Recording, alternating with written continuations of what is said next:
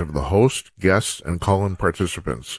These do not necessarily represent the views of this show's distributors or sponsors. This program may contain obscene, profane, or otherwise objectionable language. Viewer discretion is advised.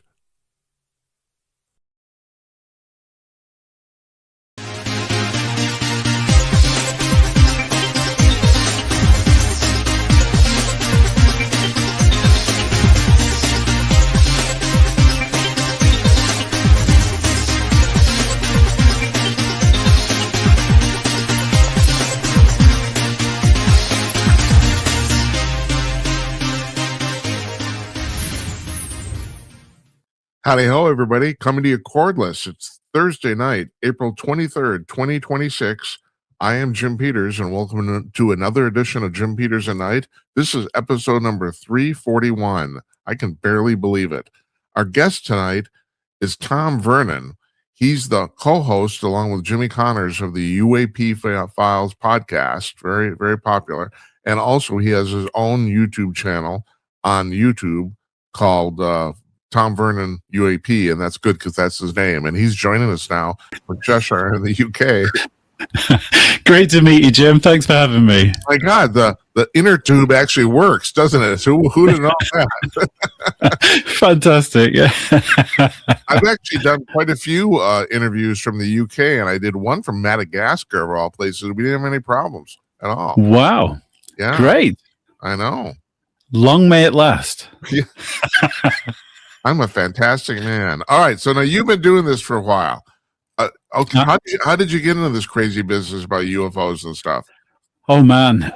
Well, I wasn't always a weirdo. I sort of grew up very interested in military aviation and that sort of thing, and then I had a perfectly normal life and career, could operate heavy machinery and decent judgment, and then I happened to see a UFO, which happened to be the first of quite a few sightings, and it blew my mind. And then, as tends how to old happen, how old were you when this happened? This was about 5 years ago, 4 or 5 years ago. So it's I guess I'm still a bit of a fledgling. And then so I well, I'm sorry, I gotta ask you. I can't quite tell. What are you, 25? Seriously? God bless you, sir. I am 44 years old. No shit. Come on. I think my mental age balances it out somewhat. So thank you very much. That's very kind of you. You're 44 years old? I am. Yeah. Honest to God, you look fantastic. Yeah, I mean, you're gonna live forever. You're going to have to send me where to send you all the money to pay you for these compliments afterwards, Jim. I have to tell you, my mother's 101 going on 102, and she is not just still alive, but she's kicking ass and taking names wherever she goes. Good on her. It's unbelievable. That's the way. I mean, she doesn't look a day over 80, and it's really true. Well, anyway, that's fantastic. Good for you, man. So said it happened about 5 years ago, you said? Yeah. So, and what made it weirder, I mean, I'm going to get straight into the deep end, was it was kind of an interactive thing. So I'd seen a video about people who'd seen lights in the sky who seemed to kind of invite it in. A couple had been praying, one had been meditating, and one was out on a hike, and they'd all been kind of pausing and thinking how lovely this is. And then these lights had appeared. So I tried it and it worked. I know that sounds absolutely nuts, but there you go. And then it kind of went from there. And a few weeks later, I saw something again. So I was really, really interested in trying to understand what I'd seen from a scientific and a kind of. Tom, there's a lot of people, and now it's kind of been verified, confirmed, who have been able to basically summon UFOs. Absolutely. Do you think? Like you did it on your very first try. Do you think that there's something different about you and the people that can do it? That's a brilliant question, Jim. I'm a brilliant interviewer. You certainly are. That's why I do this. No, I think there is nothing special or hopefully different about me. I just think your intention and kind of your state of mind, what you put out there, I think that's kind of interesting to whatever this seems to be. So that's all I can put it down to. I mean, like I said, I had a perfectly normal life. I wasn't interested in this, save watching 80s sci-fi movies and stuff. And then it just happens, and it's continued to happen since. It's not like I can walk outside and click my fingers. Like I'm not the organ grinder in this thing, but it does seem to be as simple as your intent, and when people kind of show a little bit of kind of gratitude for nature or something like that, it seems to be interesting to whatever this is, and that seems to span across different cultures, different religions, different historical sightings and stuff like that. Obviously, we can only overgeneralize until we understand what this thing is that people keep seeing, but it seems to be one of the few truly universal human experiences. Are you familiar with Patrick Jackson, your UK counterpart, or cohort over there? Do you familiar with him? He wrote a book called Paranormal. What is it called? Oh Jesus, I can't remember now. He has said that he has been able to summon UFOs, basically, for lack of a better term, scientifically by broadcasting a certain signal. I don't know if you figured this out. Well, yeah. So I don't want to get too. I like to stay in the positive, but and frankly, if somebody thinks they've got it figured out and it works, brilliant, more power to them. But I think, my little dog, when she wants to go for a walk, thinks that she can summon me, and I think it's definitely a different sort of power balance to what she thinks, and I think it's the same with us. Whatever this thing is, it's a lot more complicated than us. And it probably thinks, "Oh, look at him trying to summon us." We'll drop in and humor them. So I think I think I'm a little more humble than using words like dog whistle, which Skywatcher use, or summoning, and it's more of a kind of inviting, if you know what I mean. But so not to split hairs. But Tom, let's cut to the chase. What do you think it is? What do you think's going on? Bloody hell, Jim. Okay, that's the $1 million question. I like it. I know. Simple questions. Simple questions and simple answers. I think it's. Do you know what? I think it's nature. You do, in a nutshell. I do. So the way I would describe it is, inside me and inside all of us, there are billions of different little life forms, all living their own little lives, that probably think they've got reality figured out. Yeah. And every time you scale things up, things get more and more complicated. And I don't think we're any different. I think that there are, just like 200 years ago, whenever it was that we invented the microscope, when we went, oh my God, there's infinite life below us, I think there's stuff above us as well. Well, I'm not the only first person to bring this up. I mean, the atomic structure seems to basically mimic the solar system, absolutely right. And the cosmos, absolutely right. Yeah, if you look at the neural pathways, that to me looks like the stars at night, so I think that we're definitely not the brightest kids in school, and we're not at the top of the evolutionary food chain. And I think so. After a lot of research, I think that this thing acts as a kind of cultural acupuncture, and every now and then it turns up to a few people, picks us up, shows us something that nobody else is going to believe, but you can't disbelieve, and then throws us back in with the other monkeys to see what happens. And I my personal belief is that this thing has been kicking our cultural can down the road since before we had history. And when you go back all the way to, I think it was Thutmose II, one of the Egyptian pharaohs, he reported seeing burning discs in the sky that went away and then came back in greater numbers and was hovering over them. And it's, like I said, every culture all through history has come into contact with something they couldn't explain in the sky. It's not since we've had machines up there. And yet it seems to mirror our own cultural and technological advances in a way that appears to be impossible, but somehow believable.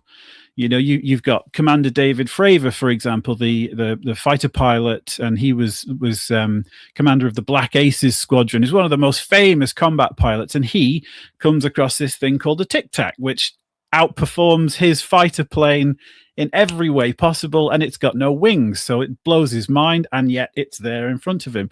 And it's the same in the 1800s. People were seeing wooden airships flying in the sky. So again, if you imagine being alive at that time where zeppelins were kind of a new thing, and then you see a sailing ship in the sky, it's the same kind of ludicrous and yet believable thing that it presents you with. So I know that I've just machine gun this, but I think for whatever reason it keeps us on our toes and stops us from going stale and keeps us guessing about how things are, keeps us curious.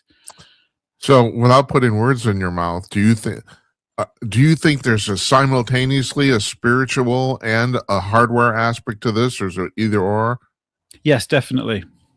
Both, you mean? I think there's both. Yeah. I mean, at the end of the day, we are limited to only be able to describe things that we've experienced, and our entire experience is a three-dimensional solid thing. We're here until this body of ours. I believe that certainly we can create data which is non-physical, which can travel all around the world and forward through time and all this stuff. And I think an intelligence may well be the same. And you get into conversations of the soul and reincarnation and all that. And that is something which is immaterial becoming material for a little while. And when we look through things like the James Webb Telescope, if these things were all cool machines, if this was Marvin the Martian and his little sports saucer, we'd see them scooting around all over the place, and we don't. So it appears to be something which is not strictly physical, but can become physical for a short amount of time to do whatever it needs to do. Whatever that is probably way beyond our understanding. And then it scoots off again or get back to whatever non-physical state that it came from. So I have a lot of people on the show who talk about near-death experiences. Yes. And the real question that's come up now, and there are a lot of people kind of propagating this theory. And I gotta admit, other than the fact I know something's coming here, I'm positive of that. It's my I don't know what's going on. Definitely. So the theory is that there's been a lot of talk that the reason the U.S. government doesn't want to talk about this is because it's primarily what they call interdimensional in nature, and they don't think that the American public can understand that, basically. Right? Yeah. So if you're going to go under that assumption, there's a lot of people who think that what's happening to the people who have near-death experiences and what happens when we die is we're going to the same place that these entities are either coming from or going through to come here. That's the same quote-unquote dimension. So yeah, do you buy that, or what do you think? 100%.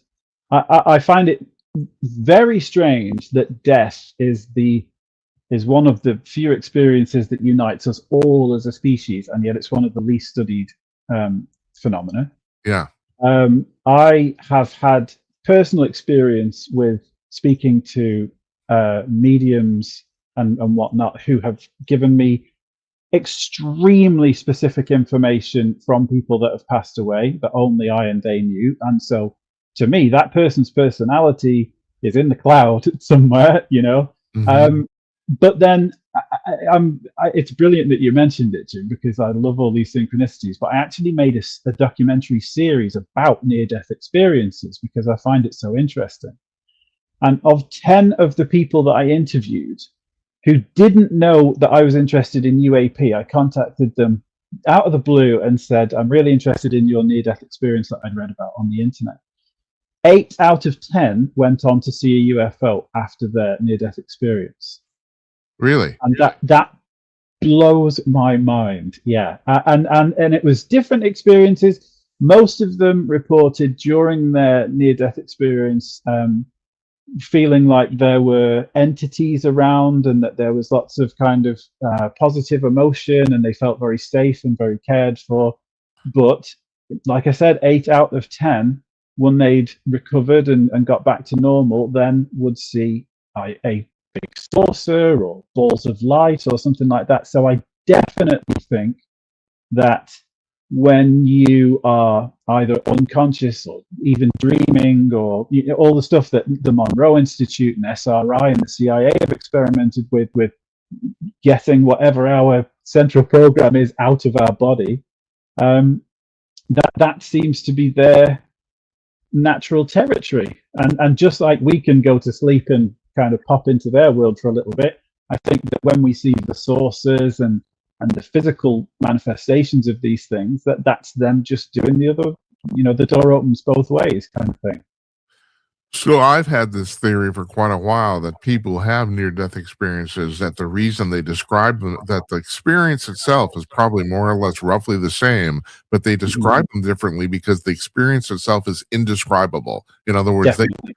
like I just read somebody said, yeah, if you're a Christian, you see Jesus, and if you're a Buddhist, you see Buddha, because they can't, the human mind can't process it, basically. Absolutely. Absolutely. And that's a brilliant point, Jim, because I mean the Romans out is really brilliant. I don't know about this. Oh, yeah, hey, man. I'm paying you back for those compliments at the start, man. Oh, man. So the Romans reported seeing what they referred to as rondels, and a rondel was a round shield that they carried. So that was obviously they didn't have anything like a saucer to refer it to. So we definitely, when you have these things and your brain is absolutely out of its comfort zone, we have to find something to hang it on. And in the West, that's flying saucers, and you hear about things like the miracle of Guadalupe, where everybody saw the Virgin Mary. Well, that you never hear of Muslim people seeing the Virgin Mary, and likewise you never hear of Christians. Imagine if a Christian saw Ganesh. It would be the most terrifying thing that they'd ever been through. And so there is some form of cultural appropriacy, but I think that also applies to the vehicles, because there's no doubt that in some cases, some of these flying saucers or UFOs are a material vehicle. The question is, would they appear if we didn't have metal flying machines? Yeah, that's a very good question. And here's another question I have too. So everyone's talking about disclosure. You wrote on a blog post you made on UAP Files. I pulled this out because I thought this was a great quote. You said, everybody involved in this field in any way will be all too familiar with the battle cry and push for disclosure, and yet it is almost total absence of definition of what that actually means. I thought, and you're right. Nobody really seems to. Everyone talks about disclosure. Nobody knows what the definition is. Yeah, I stand by that. I think it's become a cul-de-sac, an eddy current. It's an unsolvable thing. It's a bit like when you say the war on terror. It's like, well, what's the finish line? How do we win the war? And that's a feeling. So that can just come back at any time. And disclosure means totally different things to every single person. Everybody interested in ufology has a different definition. Some people think it's when the government will come out and say, here's everything that we know and all the things that we've done and whatever we've picked out of the desert and stuff like that. Other people think that it's when we kind of update reality in a scientific way, saying that, yeah, okay, non-physical things are real, and these things that have been fairies and ghosts and angels and demons in the past are actually life forms. So no, until you, it's a question I always helpfully mention to skeptics, because obviously we're often challenged. Everybody has an ontological immune system, and if you're in your bunker saying these things aren't real, you've got to ask, what would convince you?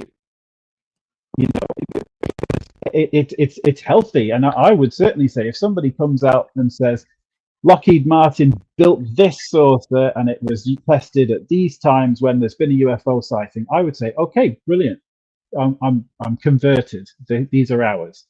And so skeptical person, you have to say, well, what is the degree of proof that it would take to convince you that your worldview was wrong? And honestly, I think, to me, disclosure means when people are destigmatized enough to just tell the truth. Because I've given public talks before, and even in a room where you can hear a pin drop, afterwards there will be 10 or 12 from 100 that come over and say, I've never told anybody this before, but Yeah, of course, right. That's right. And so I think until we've got the courage to openly tell the truth and be a little vulnerable, that's what disclosure means to me. I mean, it's almost cheesy to mention Galileo, and he couldn't get people to look in his telescope and just admit reality was different to what they'd become comfortable with. And I think that we're at that point again. This thing happens all around the world. It's not influenced by culture or religion, like I said. And so that in science, if you've got lots of different types of sensors studying something, that's good practice. You're getting lots of clean things.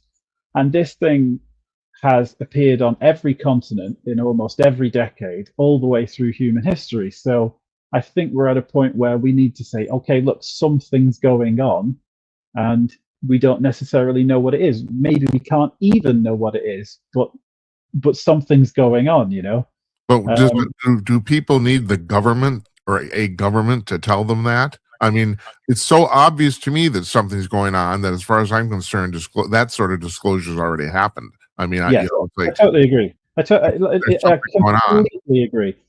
Personally, I don't need the government, and I don't think anybody that's ever had an experience with this stuff needs the government to tell me that my reality is correct. But I understand people that do trust science and government, and science is kind of a faith system anyway. It relies on a miracle at the beginning with a big bang, and anything that's outside of the textbook, it's like, well, that can't exist. And yet science's job is to be humble enough to update itself and say, wow, we were wrong, that means we've learned. And that's, to me, that's what real disclosure is when we can have these humble conversations and say, we're not actually, science isn't finished. I think it was Bohm back 100 years ago said, don't bother looking into quantum physics because we've basically finished science now, and look at the things that we've done since then. I don't know if you know this as an Englishman, but in the early 1800s, when the United States first started, they almost closed the patent office because they thought everything had already been invented. That's really true. Yeah, turn the lights off on the way out. That's right. And here we are 100 years later with stealth fighters and bloody robots and all sorts of stuff. So, well, that's actually I've used as an example of proof of the fact that of technological example, and like you said, we don't know anything about the fact that we only had working electricity for 150 years. I mean, it's like, this is unbelievable. And there's supposedly, people say that there's a civilization revolving around Zeta Reticuli that's maybe 2 million years older than us. You give us 2 million years, and it gets back to what Arthur Clarke said: all technology seems like magic. Absolutely. People say they get abducted, they're taken through walls. Oh, how could you do that? Well, you can see through a piece of glass. Isn't that just 2 more steps? I mean, shit, Yeah, absolutely. I mean, you imagine going back 300 years with a radio or an MP3 player, people with batteries in, you'd blow people's minds, or even something like a remote control. Tom, this is the example I've always used. If you landed a 747 at Valley Forge, and there's 1775, and George Washington, you said, this machine's all lubed up and ready to go. You guys can fly it. It flies. They would never figure it out in a million years. They would not figure it out in their lifetime. They would not. They've never even seen fucking plastic. Exactly, and I do. I mean, we've had David Grush and people with more qualifications than we could possibly. I mean, I've been blessed to meet some phenomenal people from Air Force test pilots and colonels to military policemen that have all seen this stuff, and they've all said, yeah, it happened. I saw it, and I wouldn't have believed it if I didn't see it. But it was there, and it happened, and it behaved in ways that we could see and write down and record, and the person next to me saw it as well. So what are you going to do? Vandenberg Air Force Base, this thing the size of a football stadium came in from the ocean and landed and came back on other nights. It's like, these guys are the most highly trained people. If a helicopter turns up full of bad guys, they don't flinch, they don't panic, they deal with the situation, they're ready to deal with anything. And this stuff happens and lands in front of them and frightens their horses. And, it's going on. We just don't understand what it is. And I don't honestly think we're capable of it. But who's to say what the cultural echoes of this stuff is? I mean, maybe us seeing flying things in the sky inspired the knock-on effect is the Wright brothers taking their flight and then the SR-71 100 years later. I don't know. We seem to be particularly geared in never settling. We never invent. How many times have we refined the wheel, for God's sake? Right. And I think that this thing acts as a catalyst for our own creation. I mean, to be super weird, and this is only my opinion without any evidence, I personally think that most of what we consider inspiration is the receipt of information rather than the creation of ideas. Oh, I do too. Totally. Yeah. I mean, I play a lot of guitar, and I know that when you just kind of switch your brain off, which is very easy for me, but when you just pick the thing up and see what happens, you kind of listen to yourself play. You don't think, I'm going to play fret 5, fret 7, fret 9, fret 8. It just something else. You're more of a radio receiver than somebody planning out every note. I'm a classical musician. I had a very scary thing happen many years ago where I played a Chopin etude on the piano I didn't actually know and had no music. I don't know how that happened. I just sat down and started playing. I had a friend there and said, "What's that?" I said, "I don't know." And he said, "Well, no, that's I've got goosebumps." Yeah, no, that happened. It just was really freaking weird. I don't know what to make of it.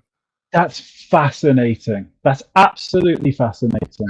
Yeah. I totally agree with you. I think it's like we're receivers. Well, that seems to be the current kind of theory on the soul, is that the human body doesn't come from the brain. The brain's just it's like a signal receiver, that that the soul is broadcast. Because it's like a TV. The TV busts. That doesn't mean the signal goes away. Absolutely. I think it was Jung that said that our senses are reductive rather than productive to reality, because we can't see Wi-Fi, we can't even see ultraviolet. A crow, which to us is black, is beautiful colors to something that can see ultraviolet. And so I think that there is innumerable information, and look at all the radio channels that we've got right now. There's every song ever played going through your body all the time, and I just think that some part of us can latch on to bits of stuff like that. And I think that's definitely what people consider, psychic channeling to be, or any of this stuff. Gary Nolan, the head of Stanford University, for a person that's from the academic world, he says that when he had a problem, he would write it on a notebook, go to bed, and he would wake up in the morning and write the answer down. So his brain isn't creating the solution to that problem. It's more like he's switching off the noise in his head and allowing that data to come through. And I think that there's so many examples of ufology where it seems to reflect either memories or cultural experiences that the experiencer has had, which is why it seems to be such a personal and kind of unnerving experience for people. It certainly in my experience has changed my entire life. It changed my habits. I stopped drinking. My social circles changed very dramatically. And yet I'm immensely, I've never been happier and more fulfilled now. And yet if I go back to myself 10 years ago and say, yes, so, I know you've got this career right now, but things are going to get seriously weird. It would be unbelievable until those events happen. Yeah, so there's been this has been floating around, here in the United States. I'm sure you know about this, about the fact that the Trump administration appears to be kind of sliding toward some sort of disclosure. But here's my theory. I'm throwing this out. So supposedly, right now, I had a. Did you know who Jazz Shaw was? Is that name familiar to you?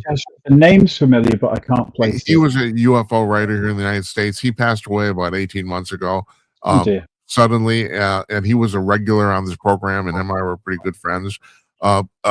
He, we had disagreed on only one thing, and that is whether disclosure was actually like good for people. He said, "Well, the public can handle it," and my thing is, well, no.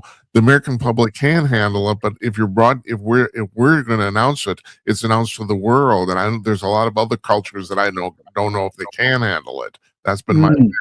So, but the thing is, supposedly for the 79th anniversary of Roswell, the president's going to make this announcement. I don't think he will at that time. I think he'll wait for. I do think he'll do it before he leaves office, but like 2 weeks at a time. That's what I think personally. But the thing is, if they do this, getting back to this thing of what disclosure is, how much disclosure I'm starting. Yeah, I'm all over the place here. Sorry about this.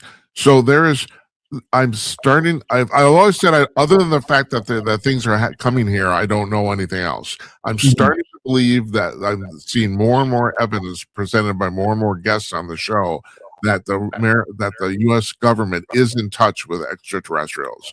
I've been starting to. I don't. They might say that extraterrestrials have been coming here, but I don't think they're ever going to admit for another 50 years they're in contact with them. What do you have to say about this?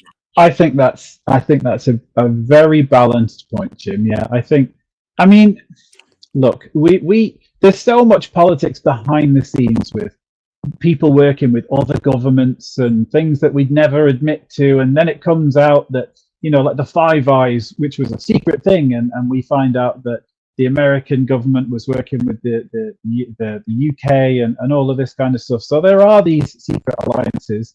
And that's just humans. So when you look at the history of this, which I have done, and I'll try and stay only on the facts rather than kind of riffing, you've got people like Andrea Puharich, who was a renowned medium, who was recruited more or less by Army intelligence. This is before there was an Air Force. And then you get the CIA and SRI and stuff like that doing the remote viewing and all of this work with consciousness.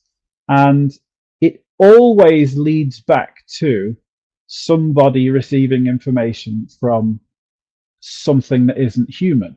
And I'm being purposefully kind of vague, because I think that it's the more we think we've got it figured out, the more likely you are to make a mistake. Yeah, but I do have to bring out, Tom. I do have to bring out the reason you and other people like you come on the show is because I actually want you to speculate.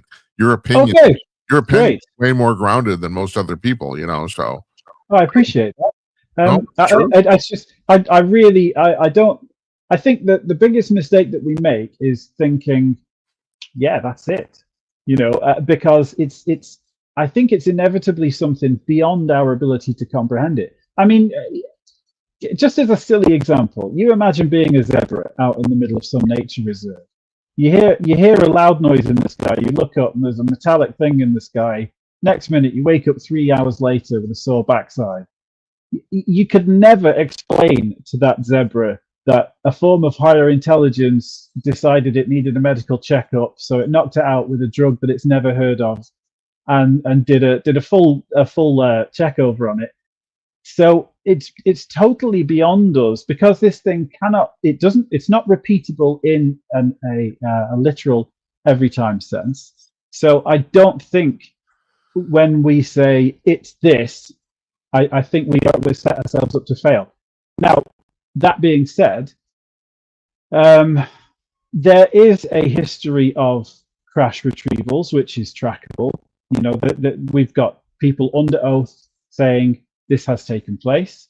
There is a clear paper trail of people that seem to be in contact with these intelligences.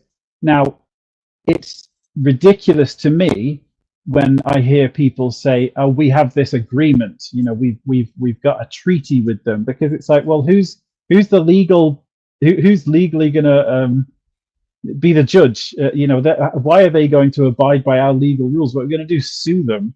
Well, they're not going to. No, exactly. Well, do you know who Paul Blake Smith is? He was on the show last week. He wrote a very, very well-researched thing about President Eisenhower meeting with the aliens. Yep. But he never brought up, and I've read his book. I don't think it's even in the book, about the fact that it's just like you said. It's like people say, "Well, how could Eisenhower agree to let people what choice does he have?" Exactly. It's like, exactly. It's like you might as well, because they're going to do it either way. It's like, Yes. Anyway, but I mean, and now I'm firmly putting my speculation hat on. There does seem to be example of, to be factual, this thing behaves differently all around the world. Like in South America, some of the cases that happen there are terrifying. Really frightening. People getting chased, people being killed. Or Operation Prato in Brazil, where for 3 nights there was people's roofs getting blown in and dying. Yeah. Over here, my experiences have only been extremely positive. And so you wonder, are there different factions, or is this like some kind of testing where we're going to be horrible to this group of humans and see what they do? We're going to be lovely to this group. So there's many. I have to run this by you before you go on. Don't you think that maybe it's just because there's a whole bunch of different groups? Yes. It's not just one single entity or one single phenomena. There's a whole bunch of different groups, and they all have different agendas and different personalities, and exactly. But I don't know why some go to Brazil and some go to the UK. I don't know. I've got no idea. I mean, maybe it's a bit like, you can imagine us when we eventually, it's easy to get to the moon. We might say to China and Russia, like, okay, this is our bit. We're going to do our science here. You guys get that bit. Nobody gets to blow it up. We've got umbrella rules, but what you do with your scientists is up to you. That's certainly what we do with animals. We have control subjects, and then we'll have a placebo. Then we'll do other things to other things, and some of those things are not very nice. So I do think that there is evidence of multiple factions, just as there are here. I mean, I've used this example before, but describe humans. Some of us are hippies, some of us are murderers, some of us, and everywhere in between. Yeah. So I think even if it's just one faction, then there's room for a very wide spectrum of behaviors. Yeah. But I do think that your intention is fundamental to how your experience is going to go. Do you think there's any historical precedent? I mean, the UK seems to be like the hotspot for all this shit for millennia. Yeah, it is. It is a hotspot. Now, I think what muddies that, which dips into my previous interest of military aviation, is the UK has always been the US's biggest aircraft carrier. And I know that you guys tested the Blackbird over here. You've tested all sorts of exotic, wacky stuff. So I do think that there's room for us seeing, the next space shuttle or the next Blackbird well away from prying eyes in America or anywhere else. Don't think, we're an ally. So if whatever it is crashes, it's not the end of the world. However, England and Britain is a very weird, very old place, and people have always seen lights and fairies and all of this kind of stuff. And I think that they're all different manifestations of whatever this thing is. But when you look at, something to consider is the type of people and the type of experience that they have. Now, I laugh more than anything else, and I'm a big softie.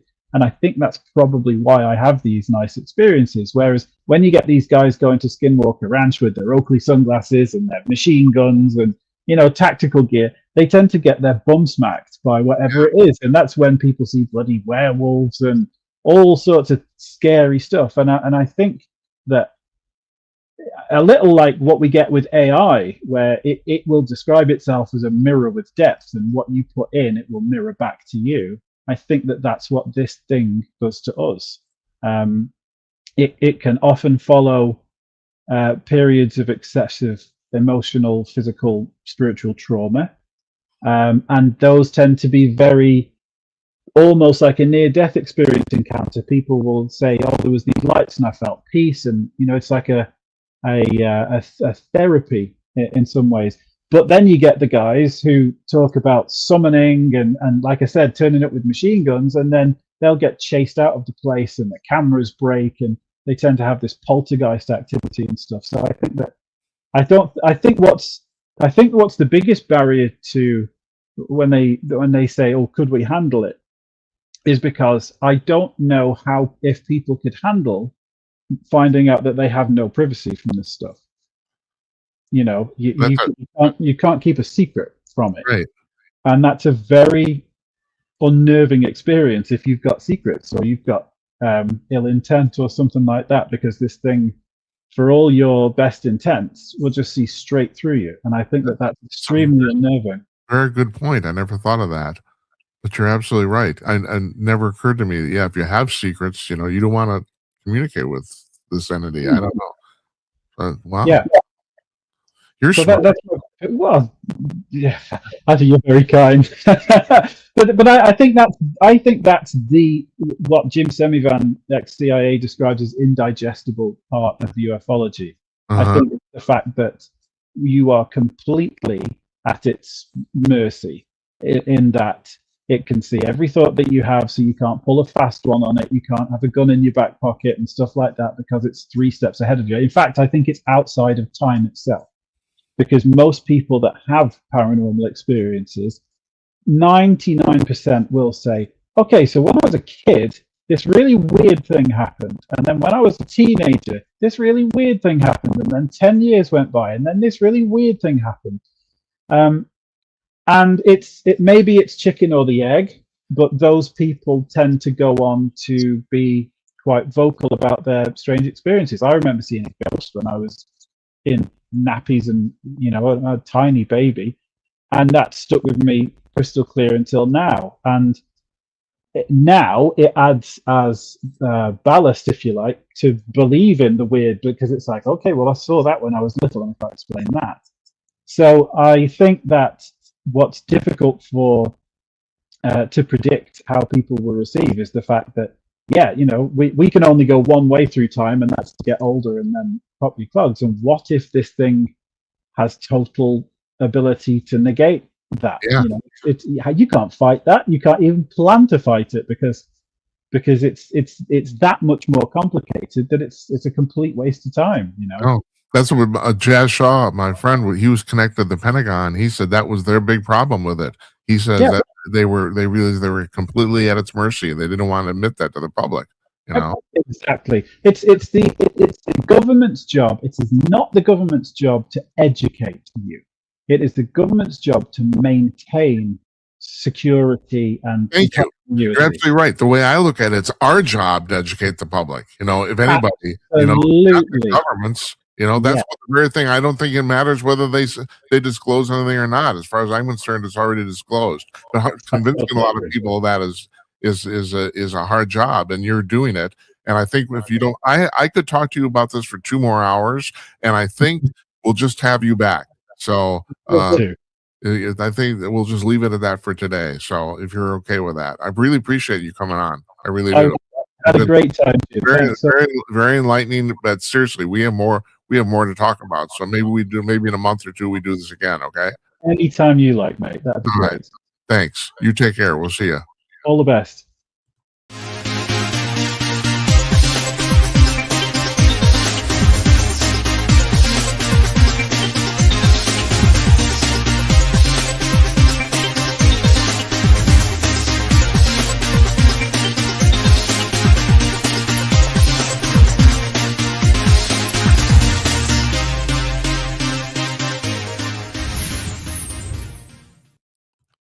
Our thanks to Tom Vernon there. Fantastic discussion.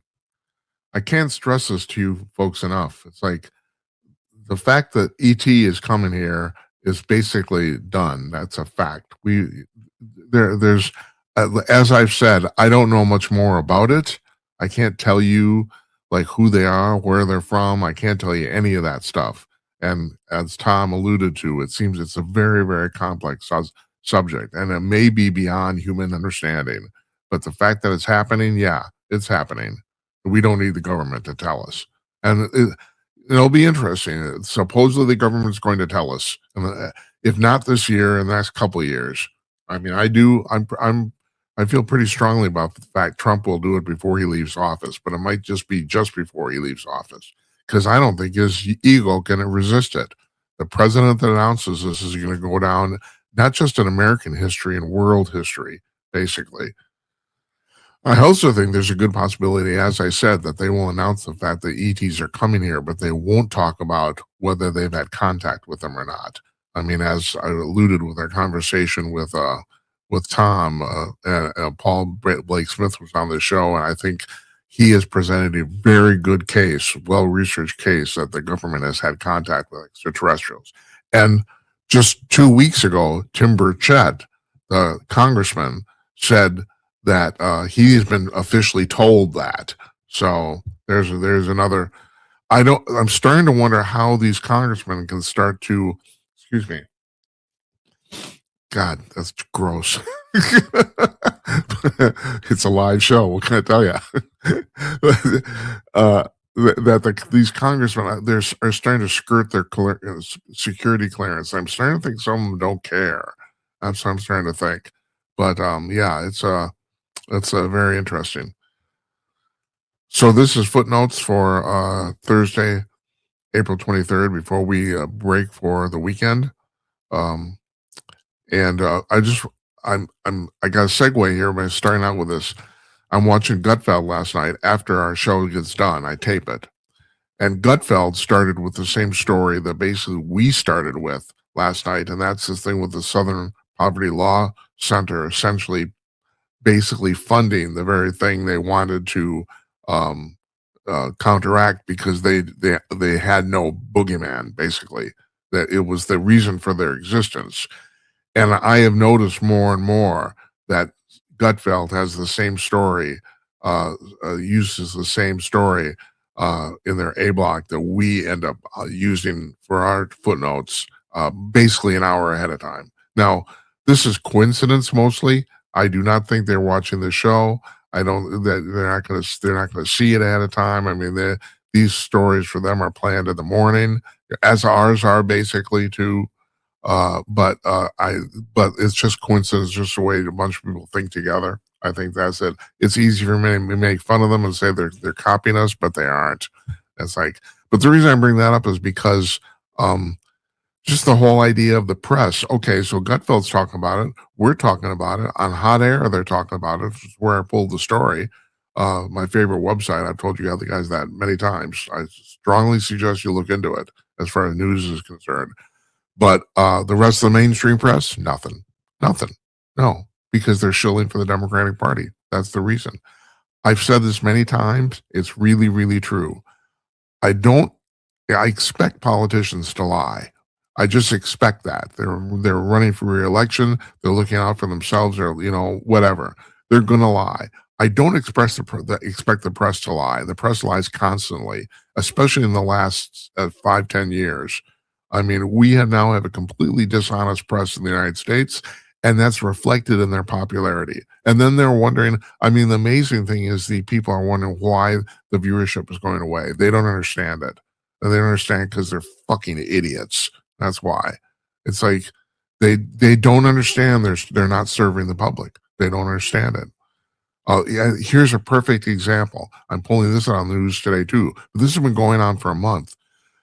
The United States is not losing the war in Iran. We're beating the crap out of Iran. But if you listen to the mainstream press, you wouldn't get that impression. You get the impression it's kind of a draw, or that the Iranians have something up on us or something.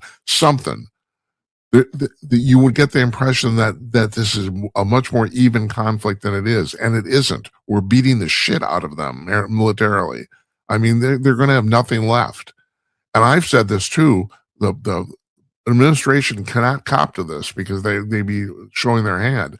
This whole thing about negotiations, I think this was all a ruse. They knew what's going to happen. They know what's going to happen because the Iranians cannot agree to not having a nuclear weapon because it's the reason for their existence. Their reason for their existence is to destroy Western society, specifically Israel, number one, and the United States, two. That's the reason for their existence. So they're not going to do it. And why did we insist on those negotiations? To bide us time. In other words, we're playing their game. We're playing them. I don't know if they're smart enough to figure that out. They've been pretty stupid so far. You know, it turns out that all their talking for 45 years was all bullshit. They were just talking crap. They didn't have anything. And finally, we had a president who had the guts to find that out. But we are winning this war decisively, but you never get that idea listening to the mainstream press in the United States. It's disgusting. It's terrible. You know, not to mention the fact that a lot of people in the press seem to want us to lose because no one wants to give Donald Trump a win on anything, on nothing. That's the whole goal here. And as I said a few days ago, this is actually going to ruin the Democratic Party permanently, at least permanently for the next 20 or so years. So it makes me so mad. I can't tell you. Yeah, they're spewing a bunch of crap. That's what they're spewing, you know? And so then me and the guys and David Strom and Ed Morrissey and the people at Hot Air and Beige Wellborn and the people at Salem Media and the people in the conservative media, we have to counteract it.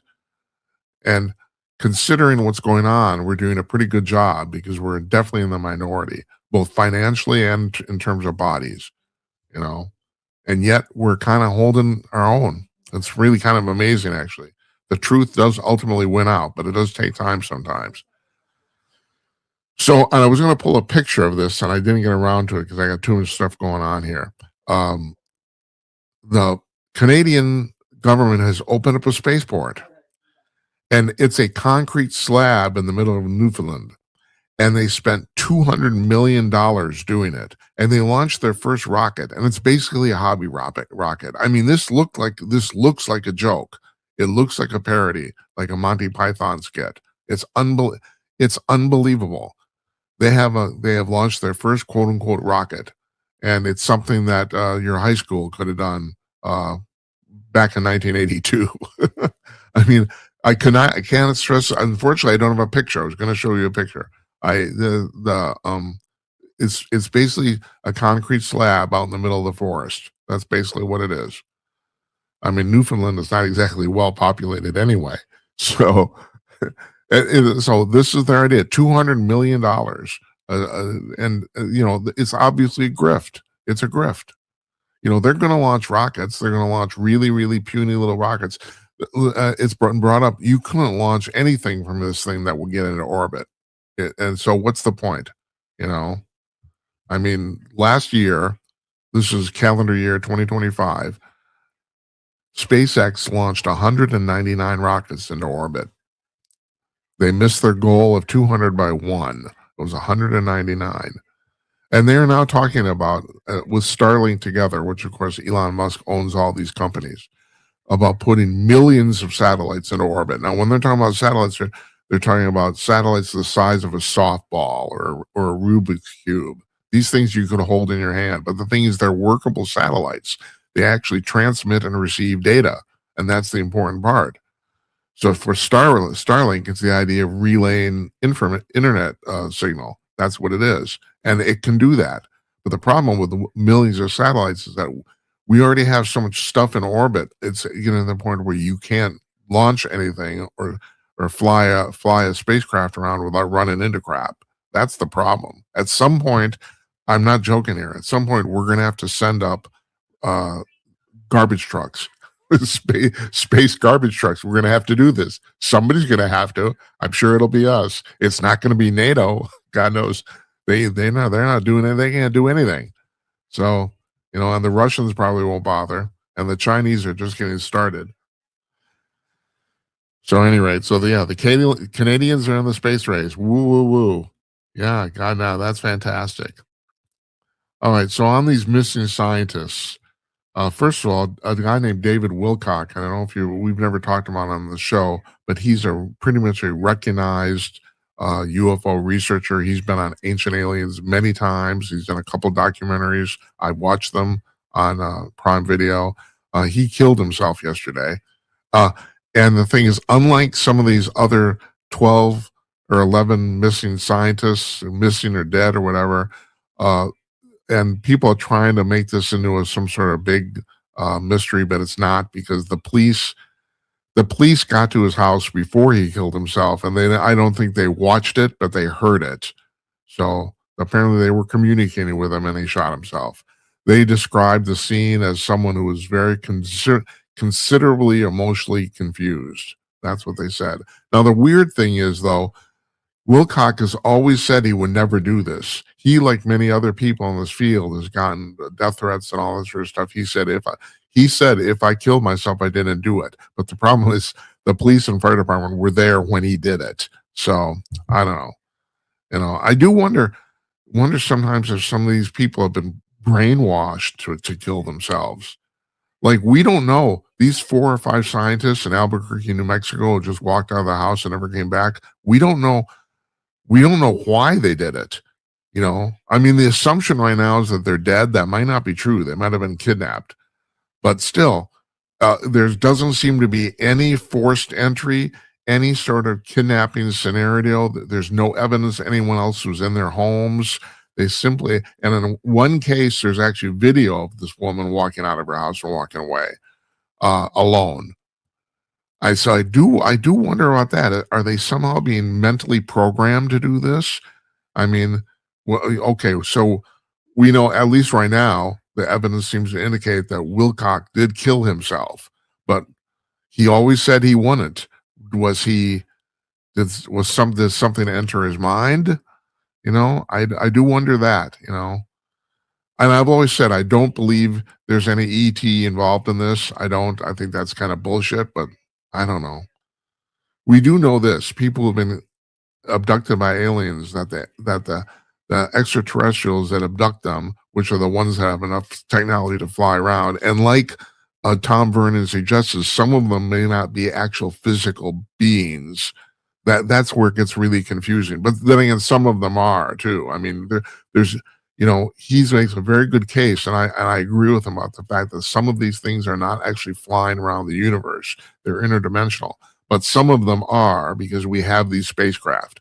You're talking about a whole bunch of different civilizations, gobs of them, that are anywhere between 200 and 2 million years ahead of us. But the ones that are 200 years ahead of us, the ones that are just ahead of us, yeah, they're flying hardware around, And so, but we know that people who are flying hardware around seem to have a technology to be able to control our minds. That's pretty much been established. So God knows. And then we apparently now have some sort of technology like that. I mean, this has not been released to the public, but apparently when they went to get Maduro in Venezuela, we killed 20 guys out of a helicopter, killed 400 Cuban security guards. Supposedly, the few that actually survived that said that we had a weapon that paralyzed them on the battlefield. Or in other words, they couldn't move, and they don't know how it worked. I'm guessing it's some sort of sonic device. That's my guess, but that's my guess. I'm just guessing, But supposedly we have this, and I've been kind of waiting for this. You've been thinking, well, if we have recovered all this technology, where's the use of it? And now finally, maybe we're seeing a little bit of use of stuff that's basically magic. So, yeah, this, if we can do that, if we can paralyze people in a battle situation, we can probably enter their minds. So I don't know. God, it's so confusing. Bruce Solheim came on the show. I talked to him recently. I actually invited him back again, but he says he's in a reclusive period. Yeah, that's all right. But he said that he's a remote viewer, and he's actually worked for the government. He said this. He actually he said this on the show, so I don't think I'm saying anything here out of turn. That he was asked by the American government to find 3 Israeli captors that Hamas had during the Israeli war, and he said he found all 3 of them, and they went to those locations and they captured, and we took those people back. This obviously works. It's been used many times, but if you can do that with your mind, can you enter somebody else's mind? I have no idea. I don't know. I'm not entering anybody's mind. I'm not entering your mind. Who are we fooling here? So, anyway, that's apparently Wilcox did actually kill himself because there were witnesses, but God, I don't know. It's just really kind of crazy. All right, I just screwed up my notes here. Hold on.